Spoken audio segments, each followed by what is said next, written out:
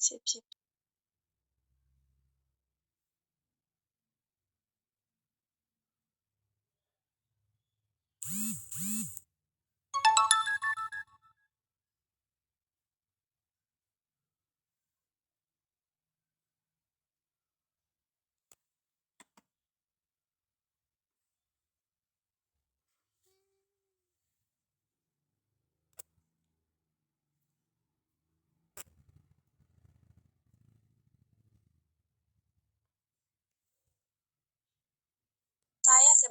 Saya atas nama Cynthia Putri Ramukadu sebagai moderator. Pemateri pertama ada Hartini Radikaka dan Melia Oktriani. Untuk mempersingkat waktu, saya persilahkan pemateri pertama.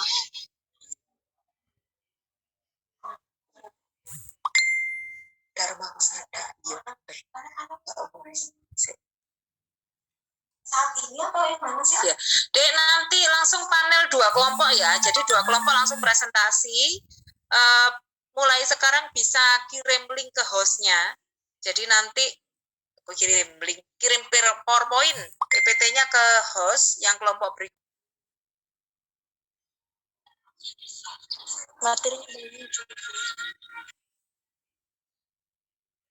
Materinya belum kelihatan ya? Belum, Nona. Ya apa? Di sini tapi sudah share, nah. Sabar, ulang.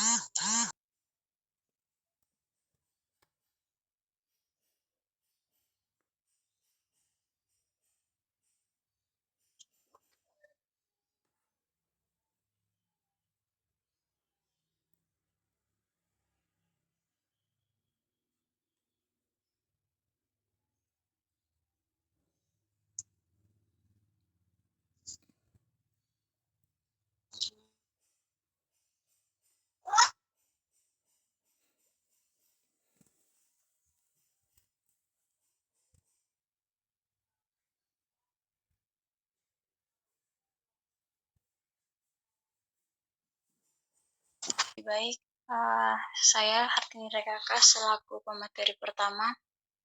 Langsung saja saya akan membacakan materi pertama, yaitu pengertian traktus urinarius. Traktus urinarius adalah salah satu sistem kemih meliputi organ yang menghasilkan, mengumpulkan, dan menghilangkan urin. Organ-organ sistem kemih terdiri dari ginjal, ureter, kandung kemih, dan uretra. Keempat, fungsi sistem kemih adalah untuk mengatur komposisi kimia darah, menghilangkan banyak zat yang tidak diperlukan dalam tubuh, mengatur keseimbangan cairan dan elektrolit dalam volume, dan menjaga keseimbangan asam basa tubuh. Terus yang kedua, kelainan yang terjadi pada anak atau pediatrik pada traktus urinatus. Hidroponerisis merupakan pembesaran ginjal karena tertahannya urin. Hal ini disebabkan adanya penyumbatan urin atau obstruksi. Penyumbatan ini terjadi karena adanya tumor batu ginjal, infeksi saluran kencing yang parah, atau kelainan struktur kongenital. Keganasan hidrofosis pada pediatrik dengan penyakit kalium tinggi significatif memiliki kelangsungan hidup rendah dengan angka kematian 5 tahun.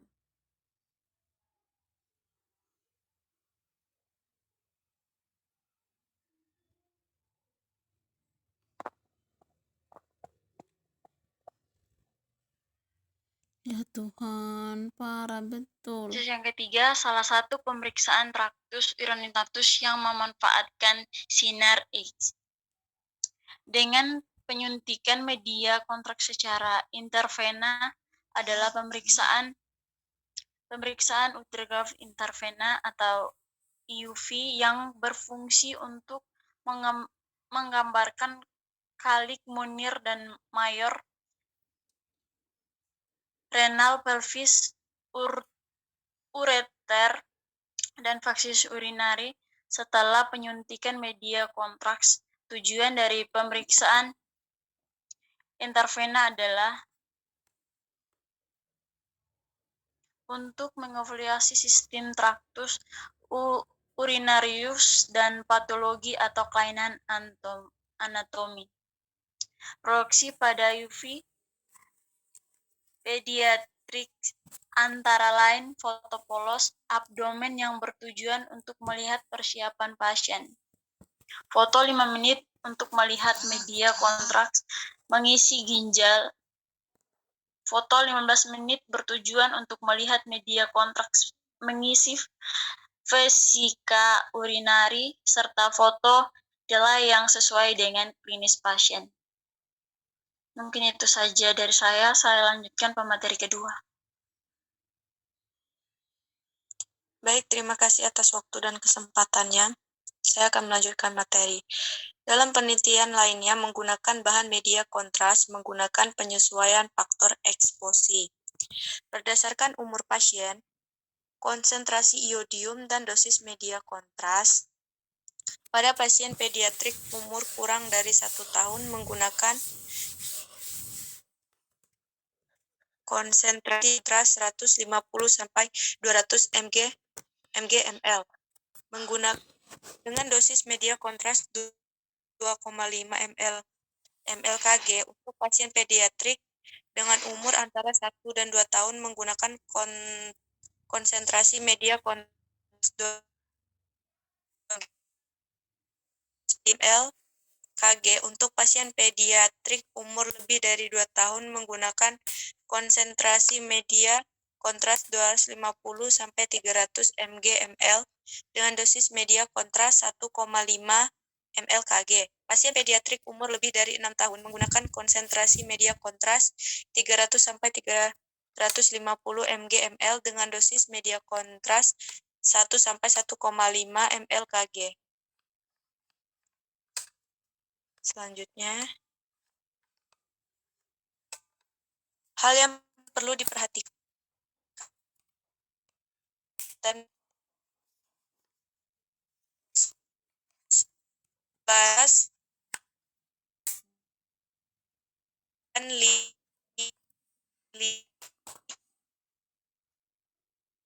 sitas dan konsentrasi suatu larutan media toksik dan posoaktif yang menyebabkan patofisiologi sendiri. Vikositas yang tinggi dapat mengurangi filtrasi dari glomerulus dan oksigenasi medula saliran urin dan menyebabkan retensi ginjal oleh media kontras. Secara umum prosedur pemeriksaan IVU pada pediatrik di instalasi radiologi RAA Suendopati. 1. Persiapan pasien. Persiapan pasien yang dilakukan adalah salah satu hari sebelum pemeriksaan, makan bubur lunak. Diituin, Beb. Kamu nggak bikin PPT ya? Ini PPT-nya, Bu. Ada, Bu. Kamu enggak, ini kok kamu kopasnya itu langsung dari rumah sakit Suwondopati ini loh. Nah, PPT-mu sendiri di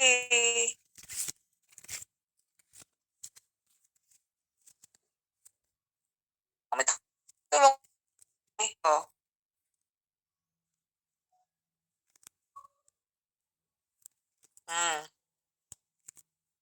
Itu. Kamu tuh lo kok kebangetan. Berapa lama saya sudah ngasih kamu ini, Dek? Ya Allah, Dek, kamu itu mau jadi apa, Dek?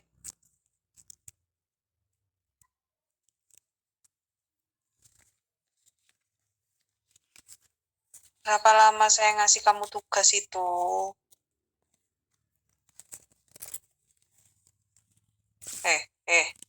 Kamu itu ngeklik apa?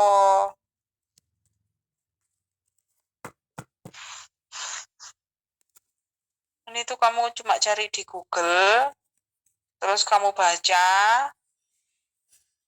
Coba sih, kamu jelaskan vikositas, osmolaritas, blood-brain barrier, itu apa sih artinya?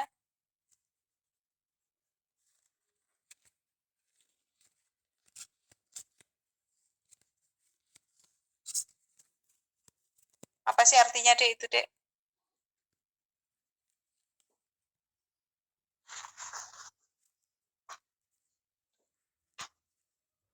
Coba kalau kamu memang membuat PowerPoint itu, kalau kamu yang membuat, orang menulis itu kan harus bisa mempertanggungjawabkan ya. Coba kamu jelaskan apa artinya vikositas, osmolaritas, itu artinya apa?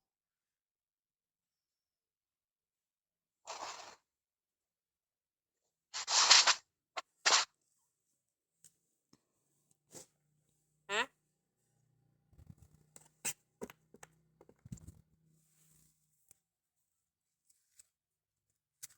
Siapa saja sih ini? Kelompoknya siapa saja?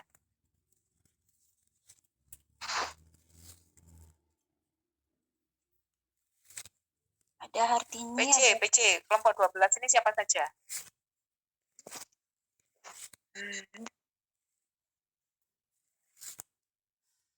Loh, PCMK saya mana?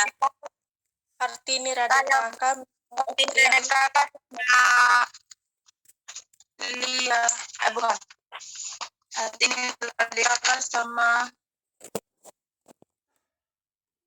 Satu saja yang bicara, satu saja. Siapa? Kartini Radikaka. Putri sama Melia. Kartini Radikaka, Cynthia Putri sama Melia Oprani ya, Bu. Mana? Kelompoknya mana? Coba di-unmute. Yang kelompok ini siapa?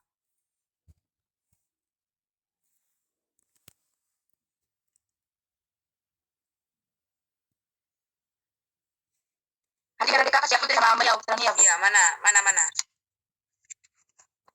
Iya. Anaknya mana? Mahasiswanya mana?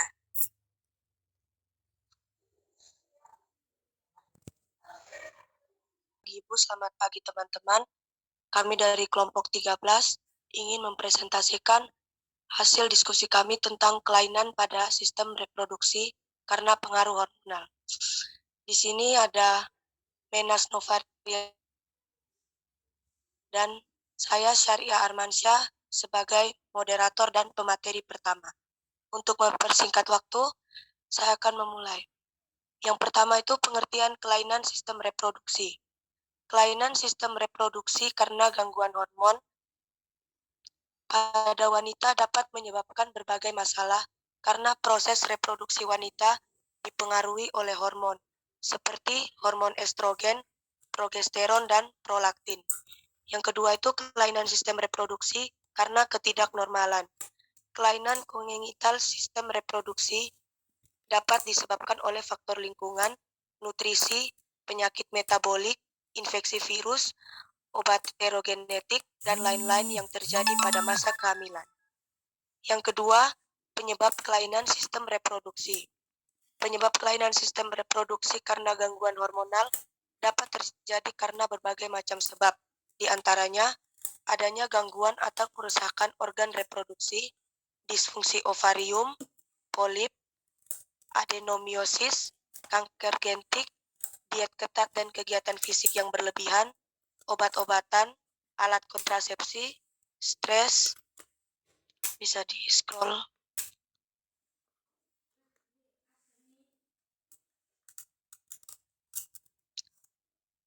Selanjutnya, macam-macam kelainan sistem reproduksi yang disebabkan oleh hormon. Yang pertama itu menstruasi, penyakit radang panggul, endometriosis dan adenomiosis, vulvovaginitis, kanker ovarium, disfungsi seksual wanita, infertilitas wanita, sindrom ovarium polikistik, menopause. Selanjutnya ada mioma, menorragia, kanker rahim, Bartholinitis, peradangan vagina, dan keputihan.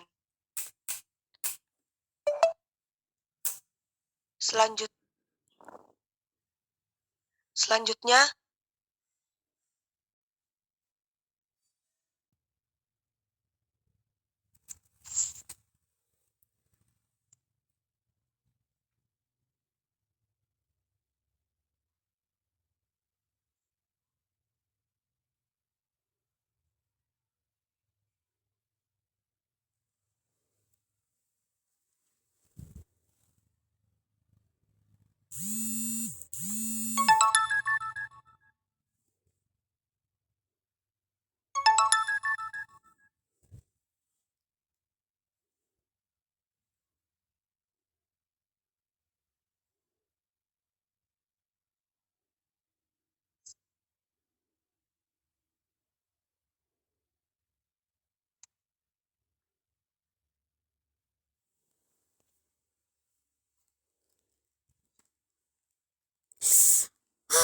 Ang Lipong super sibuk betul.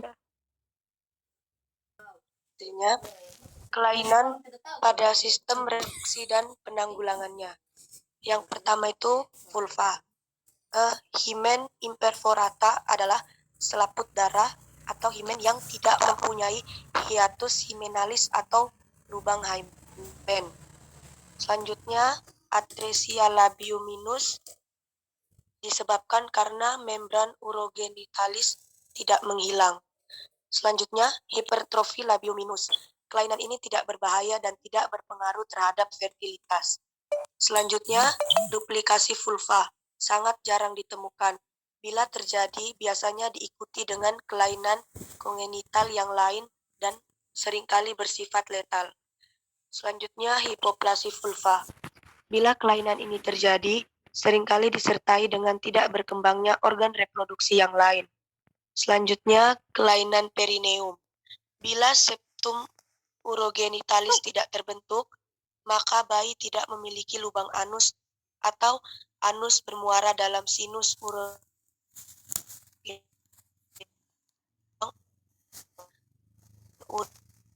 secara selanjutnya pada pemahaman berikut.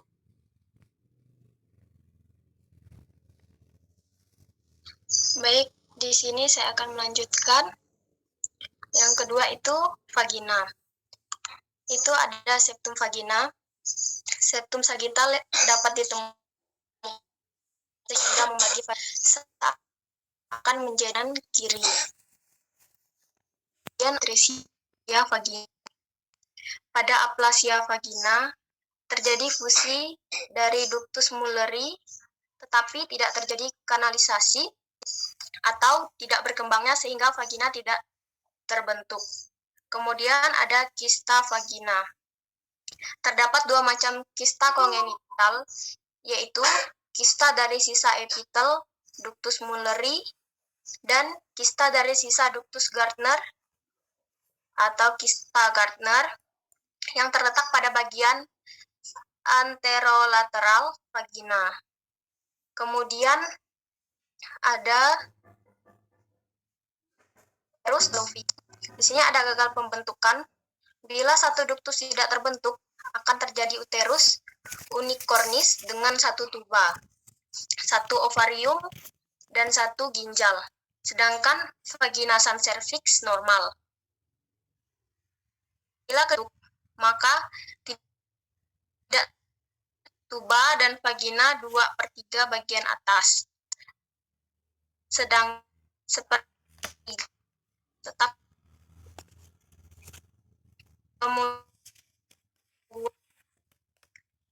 yang 2 metrik,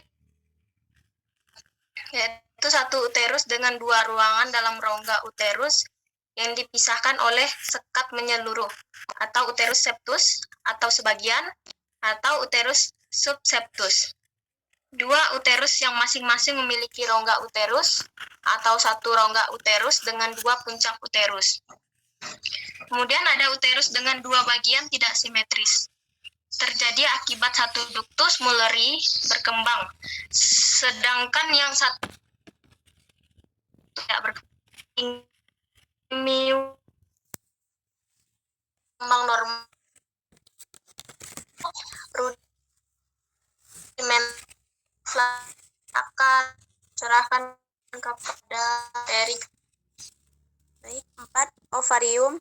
Keadaan tidak ada ovarium bilateral maupun uningan rongga reproduksi lainnya normal adalah keadaan yang sangat jarang ditemui. 5. Sistem genital dan sistem tractus urinarius.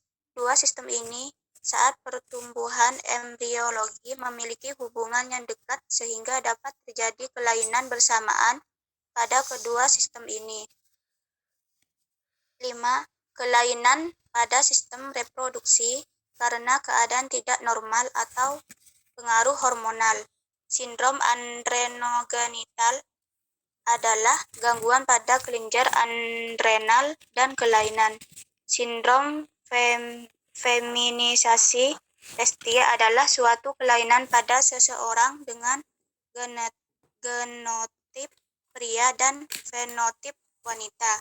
Kelainan pada determinal dan diferensiasi seks selama perkembangan embrio gonad atau akan berkembang menjadi gonad bipotensial.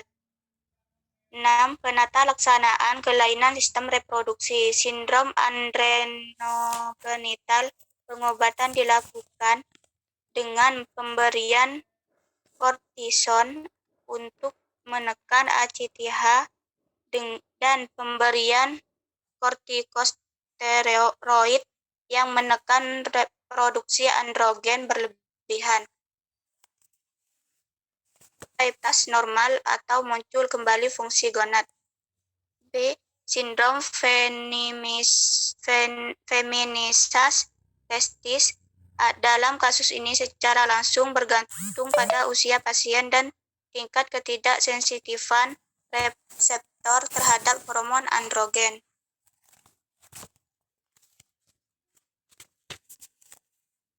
Baiklah, sekian dari hasil presentasi kami kelompok 13. Jika ada yang ingin bertanya, kami persilahkan untuk chat di grup mata kuliah. Terima kasih. Kirain pertanyaan, ternyata izin ke kamar mandi. Murni.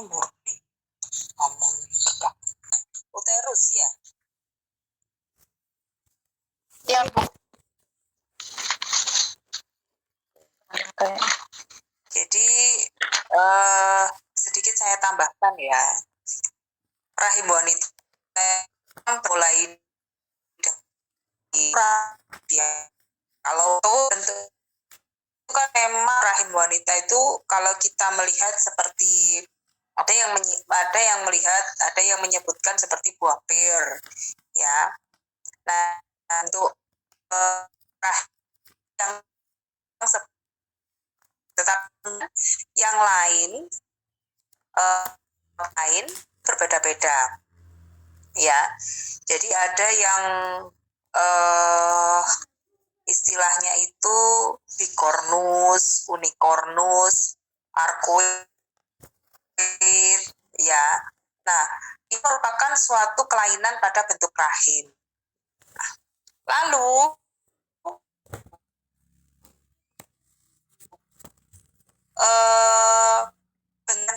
ya mempengaruhi proses reproduksi, dia juga mempengaruhi proses kontrasepsi ya. Beberapa kontrasepsi yang dimasukkan ke dalam rahim itu harus hanya bisa pasang ukuran yang ukuran berapa? Ukuran rahim yang normal itu kurang lebih antara 7 sampai 8 ya, 7 sampai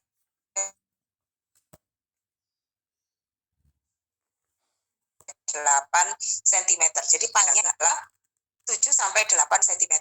Kalau itu pada saat pemasangan kontrasepsi maka bisa terjadi perlukaan, kemudian kontrasepsinya keluar, lalu perforasi, ya, itu bisa terjadi. Ya, bisa merubah tempat dari alat kontrasepsi. Ya, jadi hanya tidak tepat. Nah, kemudian kalau kelainan pada itu berbentuk asimetris, jadi uterusnya itu tidak simetris uterus. Jadi ada beberapa lakukan yang asimetris. Kalau nanti ada prosentasi, jadi sperma sel telur itu menyatu nanti suatu zigot. Nah, zigot itu nanti dia akan berimplantasi di dinding rahim, ya. Nah, kalau dia sudah berimplantasi di dinding rahim, nah kemudian nanti kalau seandainya terjadi lekukan yang abnormal, maka dia tidak akan bisa berimplantasi dengan sempurna. Terjadi keguguran atau bahkan tidak bisa hamil dan lain sebagainya. Yaitu namanya arcuate uterus, ya, uterus yang memiliki lekukan abnormal di bagian dindingnya. Kemudian ada istilahnya uterus bicornus, ya. Jadi rahim bicornus. Jadi mempunyai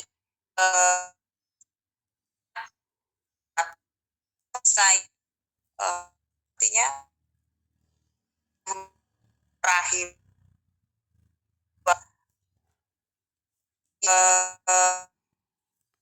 terhadap yang namanya itu masuk hanya curah dihubung dengan tuba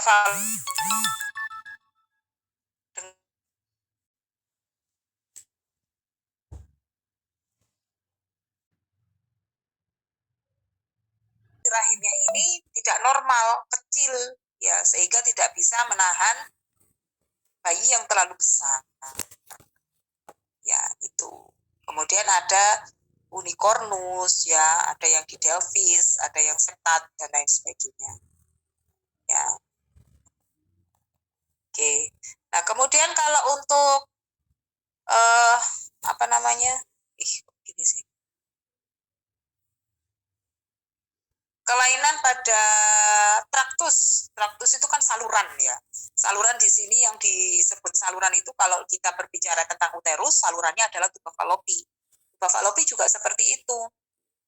Tuba fallopi ini mempunyai ukuran, mempunyai bentuk, ya. Masing-masing orang itu ada yang berbeda. Kalau ukurannya dia terlalu kecil, ini dan sel telur apabila dia itu sudah bertemu, maka dia tidak akan bisa melakukan pembuahan. Pembuahan itu kan sebenarnya bukan di rahim, ya, tapi dia di tuba fallopi. Ya, maka dia tidak akan bisa berkembang dengan baik di tuba fallopi. Ya, itu. Kalau terlalu panjang atau terlalu pendek juga akan berpengaruh. Ya, kalau terlalu panjang, sel telur dan sperma itu apabila dia sudah bertemu, kemudian dia harus digiring ke uterus. Nah, proses berjalannya sel telur yang sudah bertemu dengan sperma ini tadi, kalau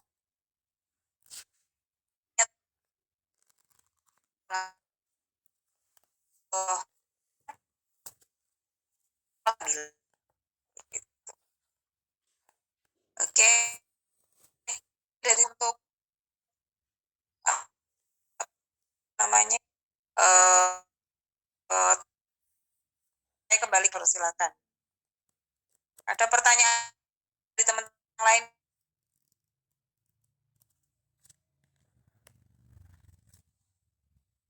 Apa tadi? 11 tunggu PowerPoint maksimal ini yang Kelompok kelompok 12.